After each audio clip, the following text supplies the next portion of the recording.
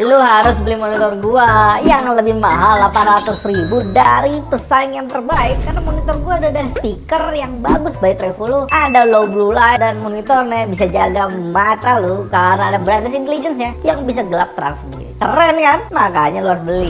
Monitor Xiaomi gue build dengan memperbaiki kekurangan para pesaing. Gue kalibrasi setiap unit dengan baik, udah 25 inch sementara bernilai 24, build quality mewah, maksimal, kelas atas. Dan sebenarnya kalian sih nggak usah beli monitornya, jadiin pertimbangan aja. Tapi gue udah membuat harganya tidak bisa disentuh sama brand apapun di bumi dengan produksi lebih banyak dari brand apapun. Cuma 2,2 juta.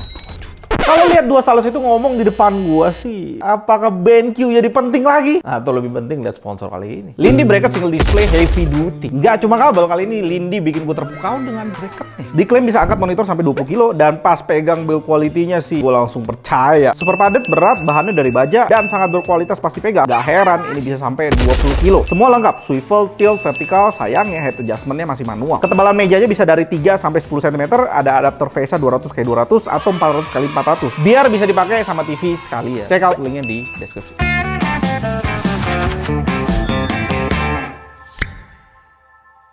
Kalau Xiaomi kutub utara, selatannya BenQ. Kalau Xiaomi putih, hitamnya BenQ. Dan kalau Xiaomi keren, ya BenQ lawak. Dan gue lagi nggak ngomong subjektivitas gue. Kita lihat data market di China aja. 25 inch gaming 165Hz BenQ EX2510S dengan harga super lawak 4,1 juta. Cuma terjual 2000 piece hari ini. Sedangkan Xiaomi harganya hampir setengah BenQ di 2,2 juta, terjual 20.000 piece dari semenjak dia launch. Dan gua sama sekali nggak lihat alasan angka itu akan berhenti dalam waktu dekat. BenQ masih bareng kita nginjek tanah, bos. Xiaomi udah di awan sana, di awan-awan. Itu bedanya antara Xiaomi dan BenQ, antara bumi sama langit ya.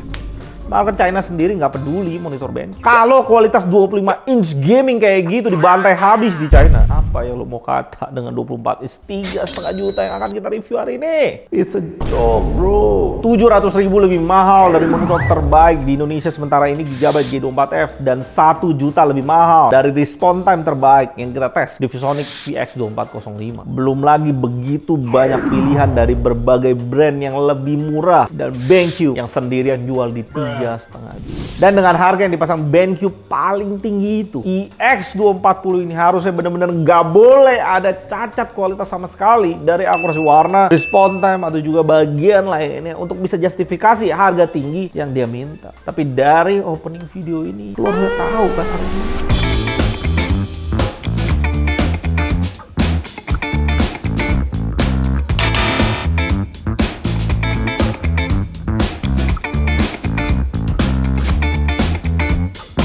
Langsung kita bedah satu persatu marketing BenQ di websitenya tentang monitor yang satu ini. Scroll dikit aja dari paling atas, kita bisa langsung lihat semua masalah yang dihadirin BenQ. HDRI, langsung lu coret. Karena semua kata-kata HDR di monitor LCD tanpa local dimming itu cuma bullshit. 165Hz dan 1 millisecond MPRT itu satu paket, tapi kata-kata 1 millisecond sama sekali nggak jelasin apapun tentang kualitas monitornya. Lebih ke arah marketing ini. Overdrive BenQ pakai kata-kata AMA. Di AMA 0, panelnya udah cukup cepat di 6. Dan AMA 1, 4,8 millisecond jadi preset terbaik karena overshoot cuma 3,33%. Dan preset setelahnya udah sangat-sangat kelihatan overshoot. Gua nggak rekomendasiin untuk kalian pakai. Dengan transisi panel yang cepat, udah jelas BenQ jadi monitor 24 inch gaming 165Hz terbaik, mengalahkan yang terbaik yang udah kita tes selama ini di Xiaomi, Gigabyte, dan juga ViewSonic. BenQ kalahin Gigabyte G24F2 sekitar 13%. Masalahnya muncul ketika harga monitor ini kita tahu 3,5 juta. BenQ tetap tidak lebih baik 700.000 dibanding Gigabyte yang 2,8 juta. Dan masalah lebih besar lagi ketika kita tahu harga BenQ ini mepetin 240Hz di pasaran. Ada AOC 24G2Z di sana 3,8 juta. Mau lebih bagus lagi ada Lenovo Y2530 dan Philips 252M1RP di 4,2 juta. Response time yang rendah memang membuat blur lebih sedikit, tapi itu bukan satu-satunya faktor, karena semakin tinggi hertz monitor itu pun meminimalisir motion blur. Lu bisa lihat UFO-nya 240Hz, tetap punya keunggulan jauh karena nge-refresh hampir 100 fps lebih tinggi dari BenQ. Dan sekalipun BenQ lebih baik daripada Gigabyte G24F2 secara response time, kembali gue masih ingetin, BenQ tidak 700.000 rupiah lebih baik dari 2,8 juta yang Gigabyte hadirin. Dan kalau dibandingin sama Xiaomi China 2,2 juta sih, BenQ ke laut aja secara harga. Panelnya stabil pas kita push sampai 60 fps. posisi BenQ nggak berubah, tetap paling atas untuk 24 inch 144 Hz ke atas. Marketing BenQ selanjutnya True Sound by Trevolo.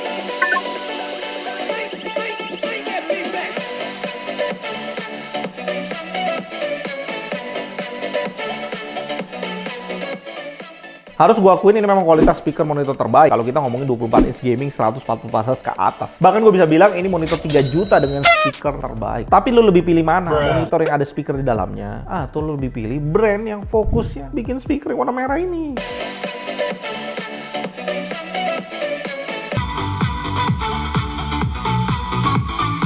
Ya memang JBL ini sih harganya 1,2 juta. But you get the idea bro. Dengan beli Gigabyte G24F 2,8 juta, lu punya 700.000 kebebasan. Gue ulang, 700.000 rupiah freedom. Entah untuk beli speaker sendiri, atau kalau lu bukan orang speaker, lu bisa beli headset sendiri. Masa sih produk audio 700.000 nggak bisa lebih bagus daripada yang BenQ kasih di sini? Dan kembali, kalau lihat harga Xiaomi China monitornya, BenQ langsung ke laut. Terakhir, marketing BenQ sRGB 99% yang kembali mengecewakan. Saat monitornya kita riset, BenQ langsung pilihin kita mode RPG. Kita harus asumsi kalau ini preset terbaik yang disediain BenQ, dan gua teks gamutnya.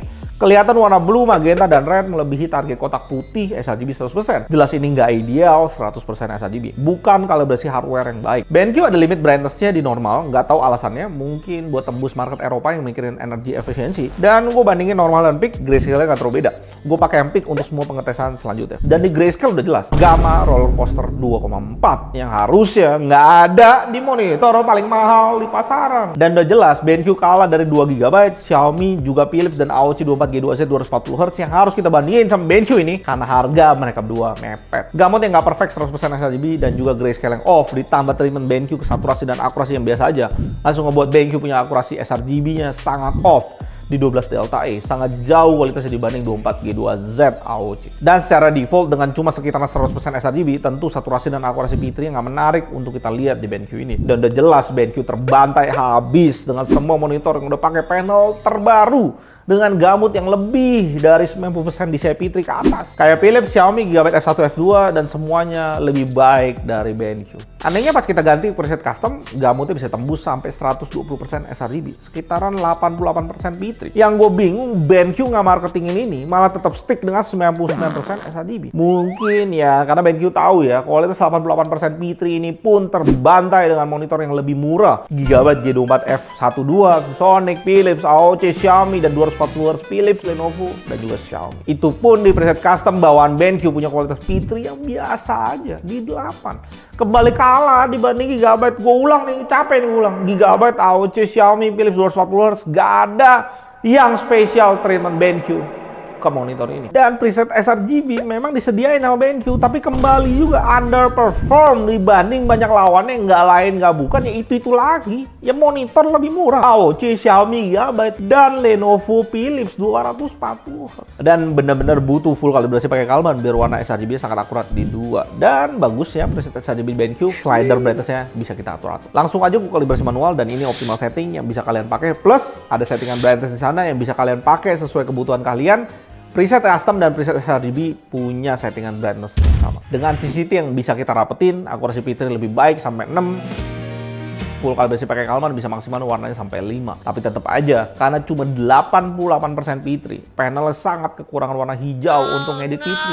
Kalian bisa lihat di sana, ini tetap nggak ideal. Masalah terus bergulir dengan kontras di bawah standar IPS, bahkan di bawah 800:1. Ini kalah dari 240Hz Lenovo dan Philips, dan terbantai sama Gigabyte, Xiaomi, dan AOC. Max brightness sudah oke, sangat terang, bisa sentuh hampir 400 nits. Minimum brightness sudah bagus, sudah bisa di bawah 50 nits. Dan jangan lupa, apa yang tidak penting, kelengkapan lainnya ada kabel power, HDMI, dan kabel USB. Udah mahal, nggak dapat DisplayPort pula. Dengan kualitas panel mediocre, bahkan masih kalah dibanding monitor 700.000 lebih murah, dan ada resiko dibuang ke laut ketika kita bandingin sama harga Xiaomi China. Apa sih justifikasi BenQ bisa jual harga segini? Bingung. Gue sih nggak habis pikir. Marketing BenQ berlanjut di bagian paling bawah websitenya, I Care. Gue tes pakai Kalman apa yang dilakukan blue light mode di TIC 20 di settingan OSD AX240. CCT-nya memang benar sesuai klaim BenQ bisa sekitaran 3000. Panelnya langsung berubah jadi warna kuning merah gitu. Di CCT juga kalian bisa lihat warna merah di push sangat tinggi supaya warna biru jatuh sejatuh-jatuhnya. Dan ini masalahnya. Apa bedanya sama night mode yang Windows kasih secara gratis di OS? Secara hasil gue tes nggak ada bedanya. Dan lagi marketing BenQ yang ngomong kalau fitur eye care ini ngurangin kelelahan mata dan iritasi mata dengan pakai fitur low blue light mode BenQ, ini sih bisa misleading banget buat customer. Karena di luaran ada 20-20-20 rule untuk ngejaga mata kita dari eye strain dari dokter mata. Lu percaya sama siapa? Dokter mata yang kasih solusi gratis berdasarkan science atau sebuah brand yang gunain low blue light jadi sebuah marketing dan dia ambil profit loh dari jualan monitor ini. Low blue light ini jualan marketing gimmick lebih masuk akal buat gua dan jelas lah gua lebih percaya dokter. Ada juga fitur brightness intelligence yang bisa ngikutin cahaya di ruangan gelap atau terang, terus dia sesuaiin langsung sama terang monitor. Sensornya ada di yang tompel di depan ini. Ya kayak fitur auto brightness-nya di smartphone kita lah. Masalahnya cuma dua nih. Pertama, untuk dapetin konsistensi warna, nggak mungkin lu pakai fitur ginian yang ngerubah brightness dan color temperature. Lu mau semua settingan itu fix buat dapetin warna yang akurat. Kedua, lu pilih mana? Beli monitor BenQ demi fitur brightness intelligence ini, atau pegang 700.000 duit di tangan sambil ngerubah sendiri brightness manual di OSD.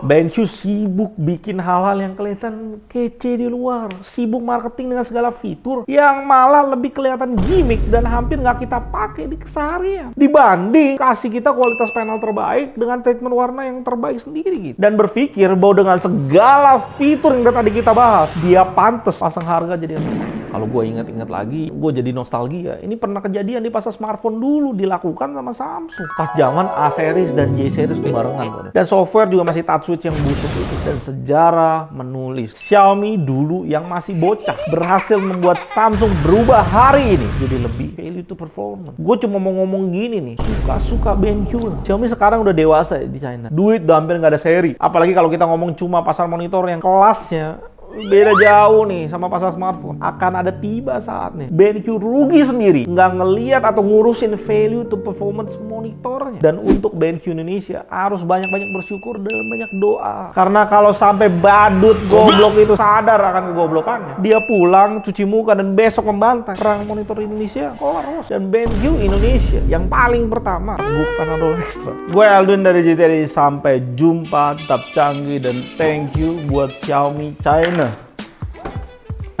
Singkirkan yang ini, yang nunjukin kita gimana monitor harus dibikin.